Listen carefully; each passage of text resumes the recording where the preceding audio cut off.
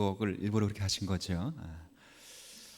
오늘 명절이라는 분위기가 성가대에서 풍겨옵니다. 반이 어디 가셨어요? 예, 또 반가운 얼굴을 뵐 수 있어 행복합니다. 1년에 두 차례 명절을 보내면서 가시는 분, 그리고 오랜만에 찾아오시는 분, 또 그런 묘미가 있습니다. 명절을 맞이해서 함께 교회를 이루신 모든 분들 주님의 이름으로 환영하고, 삼위일체 하나님께서 여러분의 심령과 가정 위에 은혜와 평강으로 채워주시기를 진심으로 축복합니다. 명절을 맞이했기 때문에 설교 내용이 좀 가볍고 그리고 복을 기원하는 내용이면 참 좋겠습니다. 그런데 오늘 내용은 그렇게 쉽게 읽어 내려갈 수 없는 본문을 딱 만났습니다. 정말 딱 만났습니다. 왜냐하면 다윗 왕께서 하나님의 임재가 상징되는 하나님의 법궤, 언약궤를 자신이 수도로 삼은 예루살렘 성읍으로 옮겨오다가 하나님께 거절을 당하고 실패한 내용을 기록하고 있기 때문에 그렇습니다. 이 일로 인하여 법궤 운반의 책임을 맡았던 우사가 즉사를 하게 되고, 다윗도 하나님을 향하여 분을 내게 되는, 화를 내는 그런 사건을 우리가 읽습니다. 오늘 이 설교를 통해서 과연 왜 다윗이 하나님의 법궤를 예루살렘으로 안치하려고 했는가? 근데 이 일은 왜 실패로 돌아가고 말았는가? 이 실패를 통해서 하나님이 우리에게 무엇을 교훈하시는가? 이 세 가지 관심을 오늘 저와 여러분들이 말씀을 통해 확인하게 될 것입니다. 일주일 만에 오신 분들은 이렇게 생각하실 겁니다. 지난주까지 디모데 전후서 읽으시면서 복음 이야기하시고 예수님 이야기하시고 열심으로 신앙생활 하자 이야기하시다 갑자기 다윗 이야기가 나오고 언약궤가 나오고 왜 갑자기 수천 년의 시간을 거꾸로 돌아가고 말았는가, 이런 생각을 하실 수 있는데요, 우리 주님사랑교회는 9월 10월에 역대기 말씀을 읽기로 했습니다. 역대상하. 잘 읽지 않죠. 읽지 않는 이유는 역대기에 기록된 역사 이야기가 사무엘상하도 나와 있고 열왕기상하도 나와 있기 때문에 교회에서는 역대기 말씀을 잘 읽지 않습니다. 그런데 이 사무엘상하와 열왕기상하와 역대기상하의 관점이 다 다르기 때문에 전체 성경을 존중히 여기는 주님사랑교회는 예외 없이 모든 성경을 매일 한 장씩 읽습니다. 그래서 이번 달 역대상하, 다음 달 역대하를 읽게 되지요. 이 역대기가 어떤 내용의 성경이냐면, 이야기를 해야 오늘 본문을 좀 이해할 수 있습니다. 어떤 내용의 성경이냐면, 바벨론 포로 생활을 다 마친 유대인들이 이제 푸르른 꿈을 안고 고향으로 해방을 맞아 건너갔습니다. 이전에 기억했던 예루살렘 모습은 다 우리가 기억하실 정도로 화려한 성읍과 그 중심에 아름다운 성전이 있습니다. 그리고 광활한 영토를 예전에 가졌었고 수많은 백성들이 거기서 잘 살았었습니다. 그런데 바벨론 70년 포로 생활을 끝내고 돌아온 예루살렘은 예전같이 그런 모습이 결코 아닙니다. 화려한 성전과 성읍은 다 무너지고 회파가 되었고, 넓은 광활한 영토는 축소가 되어서 근간이 예루살렘 중심으로만 살아갈 수밖에 없습니다. 그리고 백성들도 많이 위축되어 있는 것입니다. 이런저런 일 때문에 백성들이 힘을 다해서 그나마 성전을 재건하고 성벽을 수축했습니다. 그러면서 그들이 묻는 것입니다. 이전에 다윗과 솔로몬이 가졌던 그 영광에 비하여 성전이 비교할 수 없을 정도로 초라하고 작게 느껴질 때 스스로 이런 질문을 한 겁니다. 과연 우리는 하나님의 계획 안에서 어느 자리에 있는 사람인가? 이 이스라엘이란 나라는 하나님의 계획 안에서 얼마나 바른 위치에 있는 것인가? 그리고 이전에 다윗 왕에게 허락하셨던 그 언약 속에서 그 나라가 영원할 것이라고 한 그 약속은 다 어디로 가고 왜 우리는 이렇게 작고 초라한 모습으로 이 자리에 있어야만 하는가에 대한 질문의 답이 역대상하의 말씀입니다.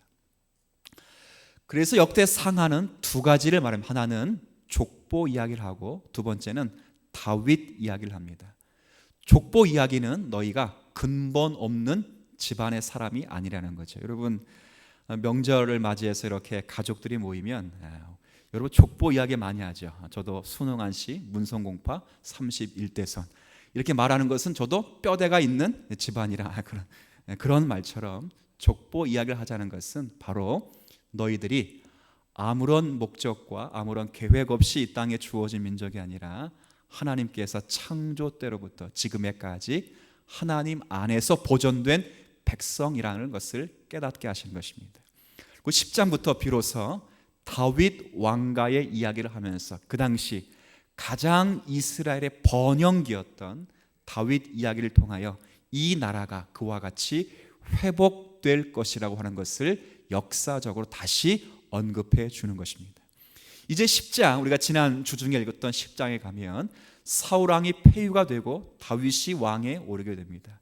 그리고 10장 후반에 보면 11장에 가면 이 다윗이 왕이 되어서 수도를 예루살렘으로 정하게 되고 11장 12장까지 오면 그를 돕는 용사와 함께 이스라엘 나라를 강력하게 세우는 초석을 마련하게 됩니다. 그리고 13장부터 이제 16장까지 이르게 되면 이스라엘 나라의 왕이었던 다윗 왕이 되어서 수도를 정해놓고 가장 먼저 한 일이 무엇인가에 대한 소개를 하는 것입니다.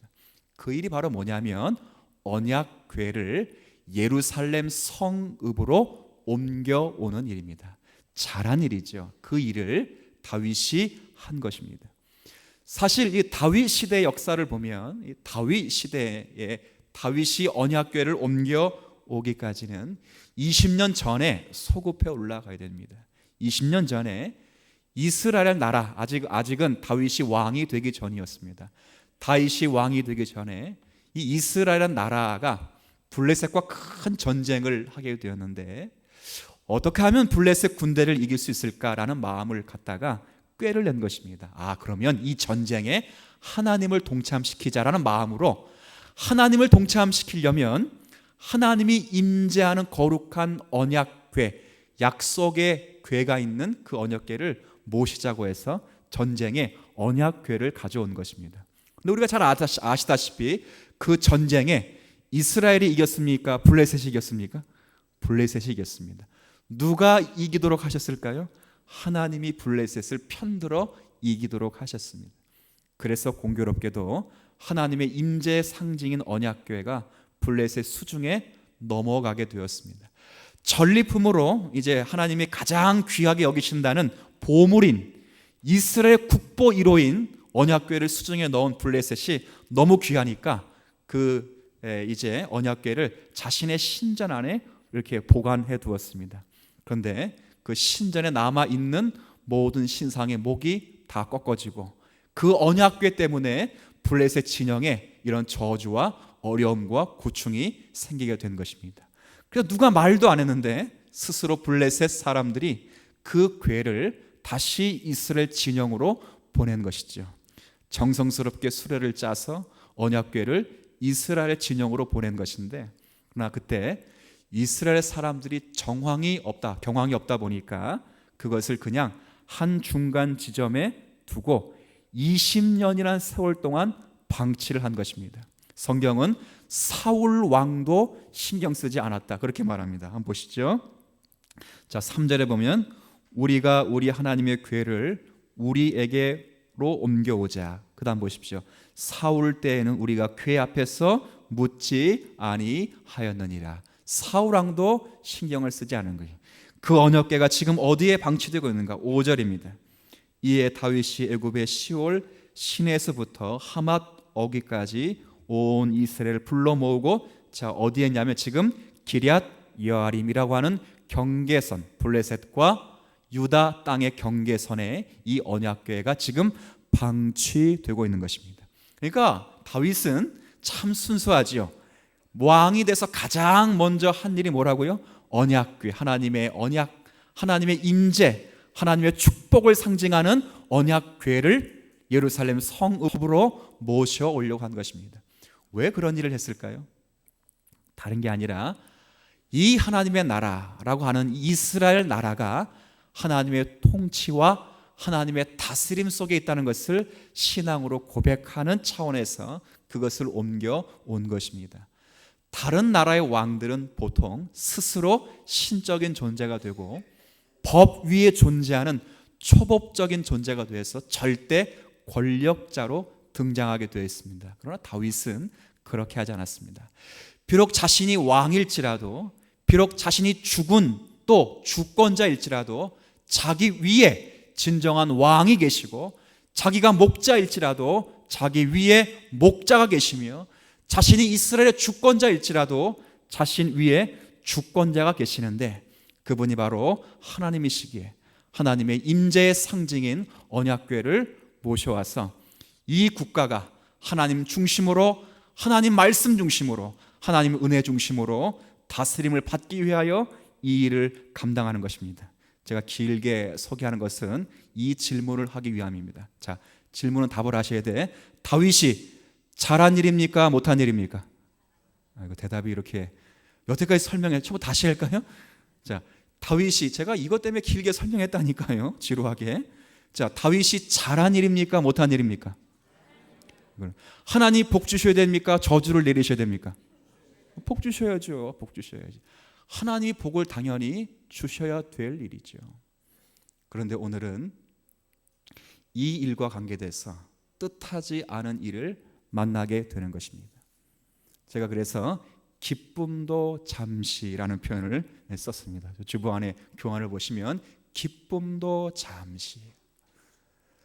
이 언약궤를 모셔오기 위해서 기랏 여아림까지 모든 군사들을 동원하고 그 다음에 백성들을 동원해서 모셔오는 거죠.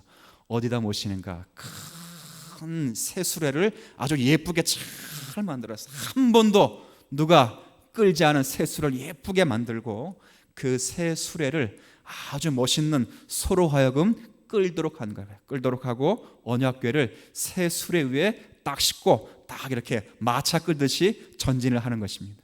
이 마차만 전진하는 것이 아니라 기랏 여아림에서 이 예루살렘 성읍까지 수레 위에 실린 언약궤가 진행해 올 때 모든 백성들을 다 동원해 가지고 사람들이 그 앞에서 춤을 추게 하고, 사람들이 손을 흔들게 하고, 노래를 부르게 하고, 오늘 성경에 보면 오케스트라가 연주가 쫙 돼요. 비파와 수금과 제고와 모든 것들을 동원해서 이 언약궤를 모셔온 일을 감당하게 되는 것입니다. 그러니까 모든 사람의 축제 분위기죠. 마치 전 성경 읽으면서 어느 때가 생각나냐면, 여러분 혹시 기억나세요? 2002 월드컵 그 광화문 그리고 시청 광장 한번 가보셨습니까? 네. 저는 그때 대학원 다녔는데요. 수업 애들 표현으로 땡땡이 까고 가서 한번 본 적이 있습니다. 아주 그냥 사람들이 많고 축제와 열기의 분위기죠. 지금 바로 그런 분위기인 것입니다. 기랏 여아림에서 언약궤를 메고 예루살렘을 올라오는 그 분위기, 모든 사람들이 그 길에 서서 박수를 치고 춤을 추고 노래를 부르고 오케스트라가 연주되고 하나님께 찬송을 하고 감사가 있고 하나님께 은혜를 찬미하는데, 갑자기 여기 9절에 이른 대로 기돈의 타작마당에 딱 이르렀을 때에 그 수레가 팍 하고 뛰는 거예요. 소가 깜짝 놀라서 그렇게 뛰는 것입니다. 소가 뛰니까 소가 메고 있는 수레에 뭐가 지금 실려 있어요? 언약궤가 실려 있어서 그 언약궤가 한쪽으로 착 이렇게 기우는 거죠. 그렇죠? 소가 이렇게 깜짝 놀라 딱 뛰니까 소가 지고 있는 그 새수레가 이렇게 기울되는 것이고, 새수레 위에 얹어 있는 언약궤가 한쪽으로 기울는 것이죠. 그때 그 궤를 맡고 있는 우사라는 사람이 손으로 반사적인 신경으로 딱 잡아요. 뭐가 떨어지면 안 되니까, 언약궤, 하나님의 거룩한 궤가 떨어지면 안 되니까 딱 잡았어요. 자, 또 묻습니다. 잘한 일입니까? 못한 일입니까? 잘한 일이죠. 그럼 하나님께서 하늘에서 뭐라 말씀하셔야 돼? 우사야 생류 그러죠, 그죠? 제가 일부 예배 이렇게 설교하니까 한 집사님 설교 다 끝나고 카톡이 왔어요. 목사님, 설교는 다 이해했는데 생요가 뭐예요? 생요가 전 생유라 그랬는데 집사님은 생요라 알아듣고 생요요? 아 생유요. 그러니까 또 생유가 뭐예요? 그래서 생유는 생유라는 건 모르시겠죠? 그래서 제가 생유를 번역해 드릴게요. 땡큐입니다. 땡큐. 땡큐를 박명수 씨가 무한도전에서 생유 그래가지고 지금 모든 사람은 생유로 해. 땡큐 그러면 애들은 못 알아먹어요. 생유 그랬어요. 하나님께서 하늘에서 생유 그래죠, 그렇죠? 고맙다 그래죠. 그런데 하나님께서 고맙다고 하셔야 할 그 자리에 진노하셔서 웃사가 즉사를 한 것입니다. 참 희한하죠. 그런 열심과 정성과 그런 가득한 힘을 가지고 모든 정성을 다 쏟아부어 언약궤를 예루살렘에 모셔오면 야 잘한다 그러죠. 나를 그렇게 섬기려고, 나를 중심에 두고 이스라엘 국가를 섬기려고 너 참 잘하는구나. 법궤가 떨어지는 그 장면을 보고 그 법궤, 거룩한 하나님의 얼굴이, 하나님의 영광이 땅에 버려질 수 없기 때문에 웃사가 그걸 딱 붙잡으면 하나님이 고맙다, 참 잘했다, 그렇게 말씀을 하셔야죠. 근데 성경은 하나님이 그렇게 말씀하시지 않고 하나님이 진노하사 그 웃사를 직결 심판하여 죽이셨다, 그렇게 말씀하십니다. 제일 당황할 사람이 누굴까요? 이 일을 집도하고 있는 누가 제일 당황하겠어요? 다윗이요. 다윗이 성경에 보면 하나님께 화를 내었다 그랬어요. 여러분 성경에서 다윗이 화낸 거 보셨어요? 화낸 거? 다 여기 하나님께 화를 낸 것입니다. 그렇게 인자가 풍부하고 인애가 풍부한 그 다윗께서 누구보다 더 탁월한 신학자요, 탁월한 신앙가요, 누구보다 더 아름다운 훌륭한 음악가이자 모든 왕의 왕된 그 다윗이 자신도 이해할 수 없는 하나님에게 화를 불끈 낸 거예요. 불끈. 축제의 분위기가 저주의 분위기로 바꾸고 웃고 기뻐하고 춤추던 분위기가 갑자기 초상집 분위기가 나서 일단 언약궤를 오벳 에돔의 집으로 안치해 놓고 이게 모든 분위기는 파장돼. 파장 끝. 13장은 여기까지만 기록되어 있는 것입니다. 자, 제가 이제 오늘 설교는 이야기를 했으니까 이야기를 들으면 이런 궁금증이 생겨야 정상입니다. 어떤 궁금증이 생겨야 되는가? 그러면 두 가지예요. 왜 실패하는가? 웃사가 왜 하나님 앞에 그렇게 열심과 성심을 가지고 하나님을 모시는데 왜 죽음을 당하는가? 두 번째, 이 죽음, 이 실패를 통해 하나님이 뭘 우리에게 교훈하시려고 하시는가? 이런 궁금증에 여러분이 스스로 답을 구하셔야 이 본문을 우리가 제대로 이해하게 되는 것입니다. 자, 그러면 첫 번째 물음부터 왜 이 일이 실패로 돌아가게 되는가? 왜 하나님께서 웃사를 죽이실 수밖에 없는가?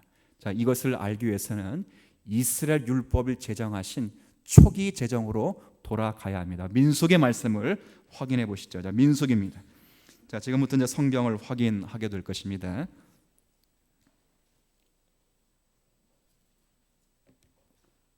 민수기 4장. 제가 가진 성경은 구약 성경 199쪽입니다.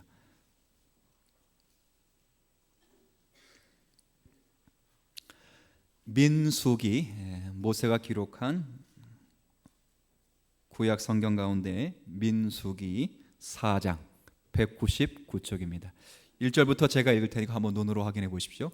무엇이 지금 분명히 잘못됐습니다. 무엇이 잘못됐는지 제가 읽어드릴 테니까 눈으로 한번 확인하시면 됩니다. 4장 1절부터 또 여호와께서 모세와 아론에게 말씀하여 이르시되, 하나님께서 모세와 아론에게 말씀하십니다. 뭐라 말씀하시는가?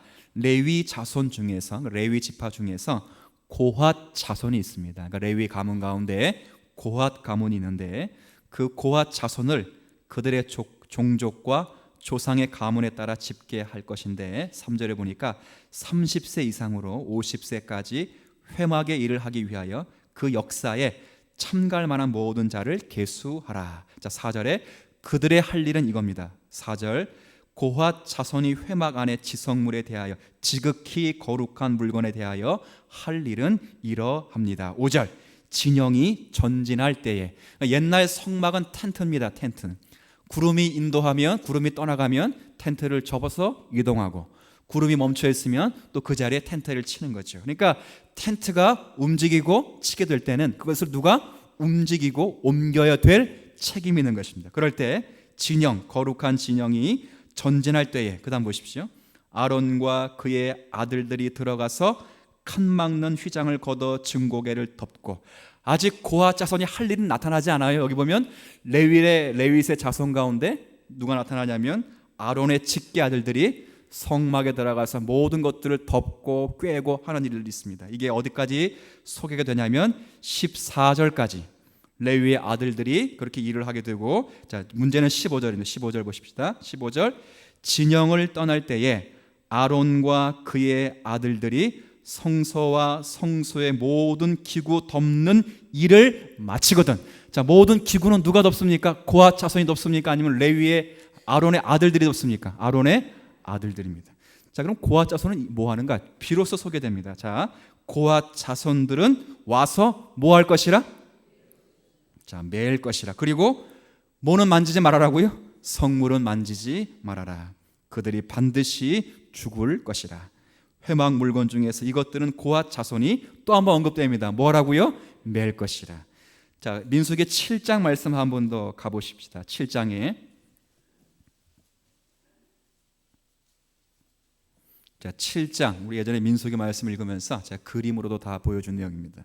민수기 7장 9절 말씀. 자, 제가 한번 읽어볼게요. 또 고핫 자손 나오지요. 고핫 자손에게는 주지 아니하였으니. 뭘 안 줬을까요? 뭘 안 줬어요? 돈을 안 줬어요? 건강 안 줬어요? 아니죠. 여기 7절 말씀 보십시오. 곧 게르손 자손들에게는 그들의 직임대로 뭘 주었습니까? 수레 둘과 소 4마리. 자, 무라리 자손, 이게 다 레위 지파의 후손들입니다. 성막 안에서 봉사하는 레위 지파의 후손들인데 누구에게는 뭘 주고 누구에게는 뭘 주는 거예요. 무라리 자손 8절에 무라리 자손들에게는 그들의 직임대로, 자, 이제 따블입니다. 게르손보다 더 2배를 주는 거예요. 수레 넷과 소 8마리를 주고. 그런데 9절은 고핫 자손에게는 뭐 하지 않았다고요? 뭘 안 줬다는 거예요?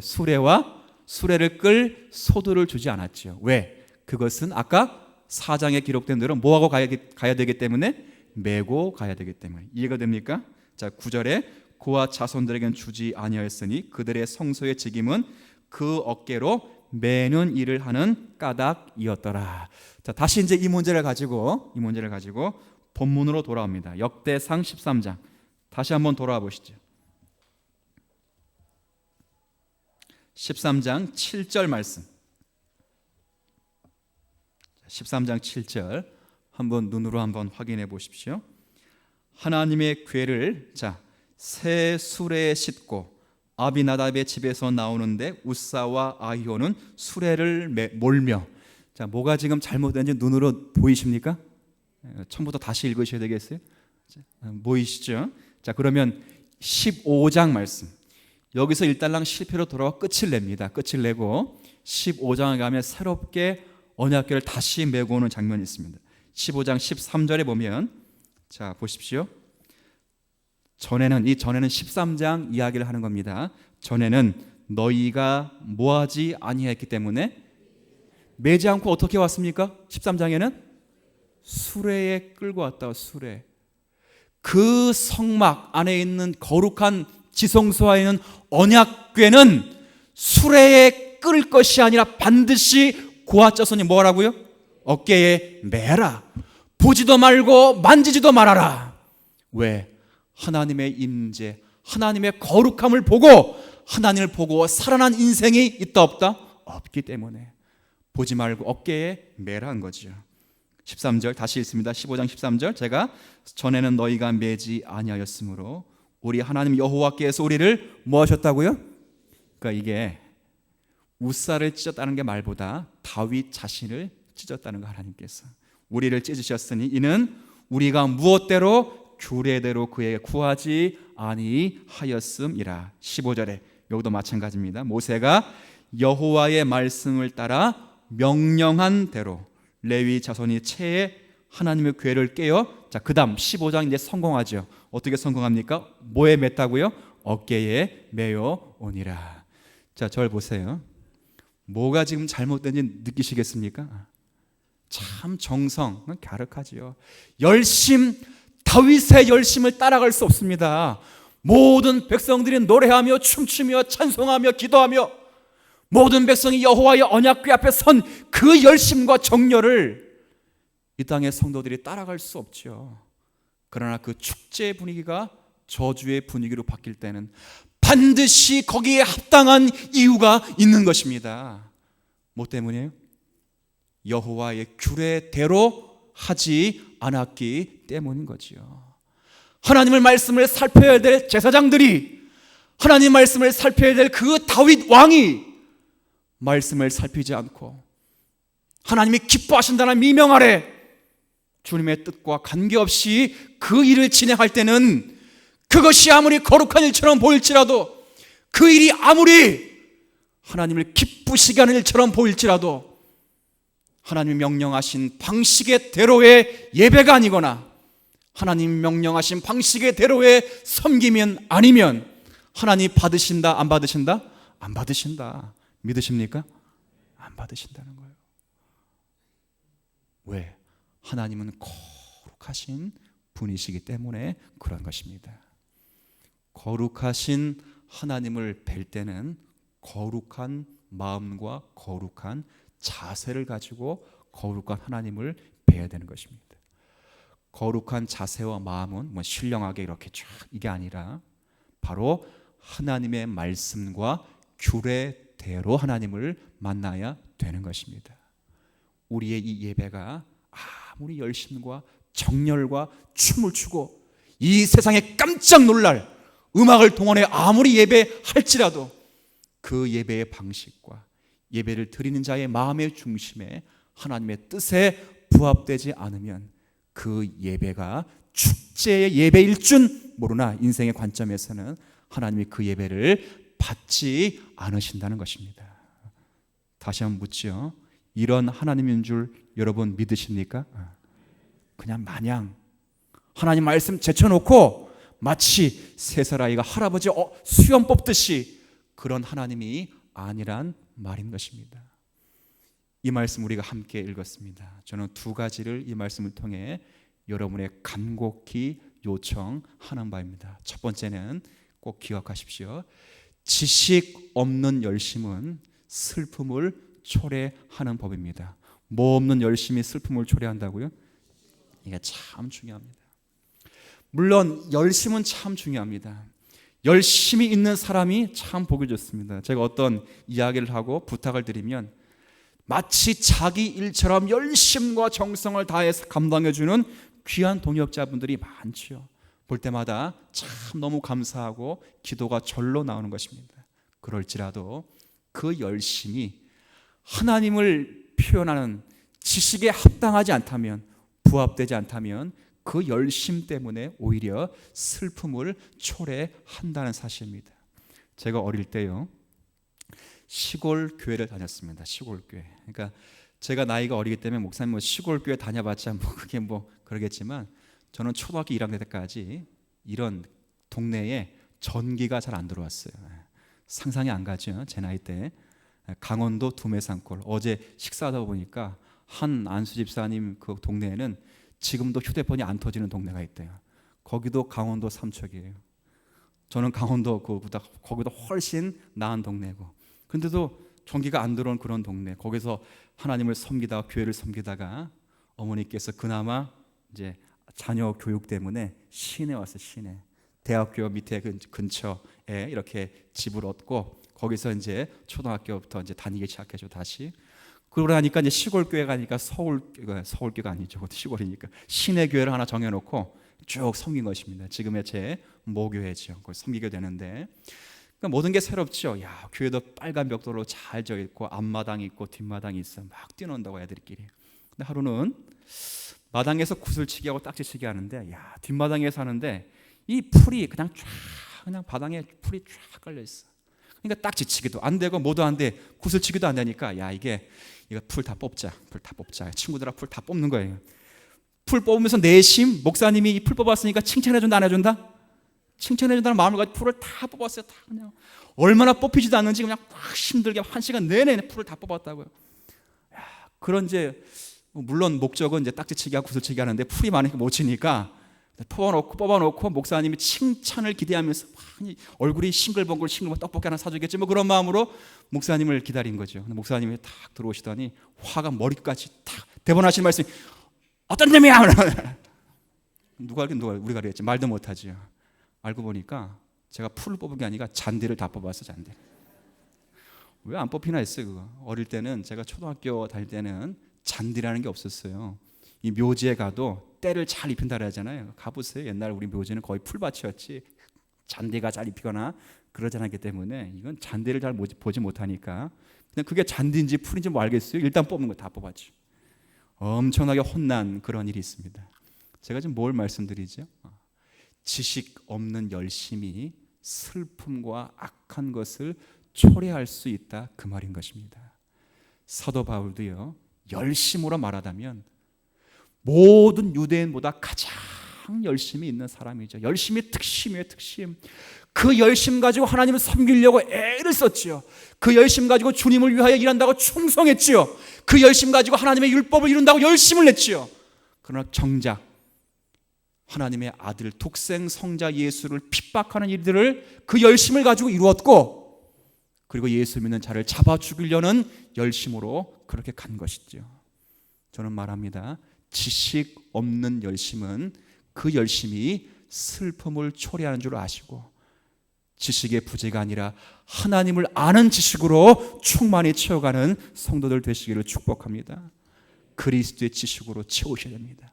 하나님 무엇을 기뻐하시고 무엇을 원하시는지 교회가 가르쳐야 되고 여러분이 스스로 말씀을 듣고 연구하고 배우면서 여러분이 알아내셔야 합니다. 이것이 여러분이 갖는 축복인 것입니다. 두 번째는 제가 말씀을 읽으면서 그런 생각을 좀 해보았습니다. 이 지식을 우리에게 가져다 주는 이 율법이 왜 이렇게 팍팍하고 강압적이고 권위적인 것인가 그 생각을 좀 해봤습니다. 하나님의 지식을 주는 이 율법의 내용이 좀 부드럽고 선택의 폭이 있고 자유권을 우리에게 허락하시면 그냥 자유롭게 내가 선택하면서 하나님이 기뻐하신 일이 무엇일까 이렇게 생각하면 얼마나 좋겠습니까? 근데 하나님은 그렇게 하지 않습니다. 대단히 권위적으로 강압적으로 세부적인 내용까지라도 맬 것까지 채를 가지고 그 법궤를 꿰 것까지 휘장으로 덮을 것까지 다 일일이 시시콜콜 그렇게 명령을 해둔 것입니다. 보면서 야 하나님은 은혜의 하나님이라 말씀하시는데 은혜로 통치하시고 은혜로 자기 백성을 인도하신다고 말씀하시는데 율법의 요구사항을 보면 은혜로 인도하는 게 아니고 거의 강압과 권위와 폭력으로 인도하는 것처럼 그렇게 느껴지는 것입니다. 그런데 이 권위라는 말, 강압이라는 말을 제대로 이해하게 되면 이보다 더 은혜로운 말이 없는 것입니다. 그게 뭐냐면 왜 율법의 내용이 권위적이고 강압적이냐면 이것은 이 요구하는 내용 말고 다른 것이 우리에게 진리를 주거나 행복을 보장할 수 없기 때문에 오직 하나님만이 요청하시고 요구하는 것이 우리에게 생명이 되고 복이 되기 때문에 하나님이 강압적이고 권위적인 면으로 항상 다가오시는 것입니다. 여러분 한번 생각을 잘 해보십시오. 이해가 안 된다면 지금 자녀 세대와 같이 앉아 계신 부모님들 한번 유심히 잘 생각해 보십시오. 자녀가 학교 다니고 어릴 때 아이들에게 가장 많이 하는 말 가운데 하나가 뭐죠? 여러분 그런 말 안 하고 살았나 보죠? 그냥 매일 공부하라 이런 말 안 했습니까? 워낙 아이들이 공부를 잘했나 보죠. 저는 어릴 때 부모님이 늘 하던 말 가운데 하나가 공부해라, 공부해라, 공부해라. 공부해서 남 주냐? 그죠? 그렇게 많이 말을 듣고 그렇게 자랐습니다. 잘 생각해 보십시오. 왜 공부하라고 강압하시며 권위적인 면으로 다가오시죠? 그것은 학생으로 신분으로 절대 놓쳐서는 안 되기 때문에 강압적으로 찾아오시고 권위적으로 명령을 하는 것입니다. 보십시오. 공부하는 것과 노는 것 이 두 가지가 동등한 가치가 있어서 둘 중에 하나를 선택하라 이렇게 말씀하지 않습니다. 아이는 공부하는 것을 놓쳐서는 안 되기 때문에, 그 일이 반드시 그에게 있어야 하기 때문에 부모는 강압적이고 권위적인 면으로 공부할 것을 강요하는 것입니다. 보세요. 아이들 그냥 내버려 두면 공부합니까? 놉니까? 이거 남 보지 말고 여러 번 했던 거 잘 보시면 되잖아요. 그냥 부모가 아무 말 안 하면 공부해요? 놀아요? 논다고요. 우리 딸에게 그랬어요. 예지야, 나 나갔다 올 테니까 시간 나면 공부하고 있어 그랬어요. 근데 애가 시간이 안 난대요. 안 난대. 시간이 안 난다는 거예요. 예지야, 시간 날 테니까 좀 나와서 공부하고 있어. 아빠 좀 나갔다 올게. 몇 시간 나갔다 올게. 그러면 공부했냐고 물어보면 시간이 안 난대. 시간이. 이게 인생의 인생. 그러나 그 공부하는 것을 절대 그 아이가 포기해서는 안 되기 때문에 부모의 권위와 부모의 강압과 부모의 요청이 있는 것입니다. 하나님도 마찬가지예요. 마찬가지. 우리가 그 규례가 비록 권위적이고 빡빡하고 강압적으로 느낄지라도 그것이 여러분의 복과 생명과 인생의 가치를 결정하기 때문에, 놓쳐서는 안 되기 때문에 생명을 걸고 이 법을 사수하도록 권위를 두시는 것입니다. 10계명 가운데 제1계명 아시죠? 다른 신을 섬기지 말아라. 보십시오. 여러 신들이 있는데 이 신도 A신, B신, C신, D신, 그러나 나는 이 C신이다. 그러니까 나를 섬기라. 이게 아니죠. 다른 신들은 복과 생명을 창출할 수 없고, 다른 신들은 생명의 은혜의 근저가 없을지라도 나는 은혜의 하나님이요 복의 하나님이요 너를 창조하신 하나님이 나만을 섬기라고 강요하고 권유하고 우리에게 다가오시는 것입니다. 그래서 순종이 뭐보다 나아요? 순종은요, 이해돼서 하는 게 아닙니다. 보세요. 공부하라고 할 때 애들이 이해해서 공부합니까? 제가 그런 말 했죠. 공부를 써먹을 때는, 제가 보니까 공부를 써먹을 때는 공부할 때가 아니고 공부한 것을 필요로 할 때 공부의 중요성을 제가 느껴요. 공부가 언제 중요한가 언제 느꼈냐면, 초등학교, 중학교, 고등학교 때 전혀 못 느끼다가 대학 졸업하고 나서 그 공부한 것을 써먹을 때 보니까 그때서 공부가 이제서 뭐하다? 중요하다 그걸 느낀다니까요. 너무 늦게 철들었죠. 그러니까 만학도가 생기는 것입니다. 여러분, 그런 거지요. 놓쳐서는 안 되기 때문에 그 시간에 부모가 권유하고 강요하듯이 하나님의 율법이 마치 우리의 삶을 팍팍하게 만드는 제도처럼 보일지라도 인생을 가장 복되게 하시는 것을 아시고 이 율법의 말씀에 창념하는 성도들이 되시기를 기원하는 것입니다. 저는 여러분 이렇게 말씀드립니다. 지식 없는 모든 열심은 슬픔을 초래하게 되어 있습니다. 열심도 중요하지만 하나님을 아는 지식으로 채워가시길 바라고, 그 지식이 기록된 하나님의 말씀을 존중히 여기시면서 묵상하시고 설교를 들으시고 주님이 기뻐하신 뜻이 무엇인지를 알아서 여러분의 인생에 언약궤로 말미암는 하나님의 임재가 여러분을 통한 이 땅 가운데, 교회를 통한 이 땅 가운데 널리 전해지기를 주님의 이름으로 축복합니다. 하나님 아버지, 지식 없는 열심, 다윗에게도 보여지는 그런 열심입니다. 다윗에게 보여질 뿐 아니라 이 땅을 사는 우리에게도 보여질 만한 위험 요소입니다. 성경은 분명히 말합니다. 너희가 배우고 확신한 일에 거하라고 말합니다. 주님, 지식 없는 열심을 받지 아니하십니다. 그리스도를 아는 지식으로 채워가게 하여 주옵시고, 모든 성도들이 하나님이 기뻐하시고 온전하신 뜻이 무엇인지 분별을 아는 믿음의 성도, 교회의 사명이 되게 하여 주옵소서. 그 기뻐하시는 뜻이 삶을 팍팍하게 만들고 조여올 수 있습니다. 여러 제도가 우리에게 마치 자유를 박탈당한 그런 느낌을 받을 수도 있을 것입니다. 그러나 순종하게 하시고 이 순종이 얼마나 인생에게 가치 있게 하는지를 깨닫는 성도답게 권위로 다가오시는 하나님이 우리에게 복을 주시기 위하여 다가오시는 줄 알고 믿음으로 순종하는 성도들 되게 하여 주옵소서. 풍요로운 계절 추석을 당면한 모든 성도들 기쁨과 감사함으로 보내게 하여 주옵시고, 무엇보다도 성도의 존귀한 품위가 상실되지 않도록 하나님의 형상의 회복이 있게 하여 주옵소서. 감사드리며 예수님의 이름으로 기도 올리옵나이다. 아멘.